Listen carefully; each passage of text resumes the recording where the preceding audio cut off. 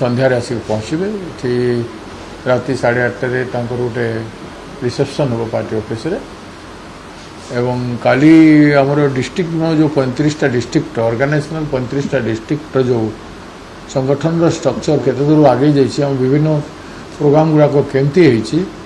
ଆଉ କେଉଁ ଡିଷ୍ଟ୍ରିକ୍ଟ କେତେ ମଜବୁତ ଅଛି କେତେ କ'ଣ ଅଛି ସେ ଉପରେ ଆମର ଯେଉଁ ଅଲ୍ ଇଣ୍ଡିଆ ସଂଗଠନ ସୃଜନର ଯେ ହେଡ୍ ଅଛନ୍ତି ୱାମସି ରେଡ୍ଡିଜୀ ସେ ଆସୁଛନ୍ତି ଆଉ ଆମର 2 ଜଣ ସେକ୍ରେଟାରୀ ମଧ୍ୟ ଆସୁଛନ୍ତି ଆଇସିସିର କୋ ଇନଚାର୍ଜ ଓଡ଼ିଶା ଆସୁଛନ୍ତି ତ 4 ଜଣ ମିଶିକରି ଏଠି ପ୍ରତି ଡିଷ୍ଟ୍ରିକ୍ଟ ସହିତ 20 ମିନିଟ୍ କଥାବାର୍ତ୍ତା ହେବେ କାଲି ଗୋଟେ ଦିନ ଭିତରେ ରାତି 10ଟା ଭିତରେ ସବୁ ସରିବ ଏବଂ ପରଦିନ 11ଟା ବେଳେ ପିଏସ୍ସି ମିଟିଂ ଅଛି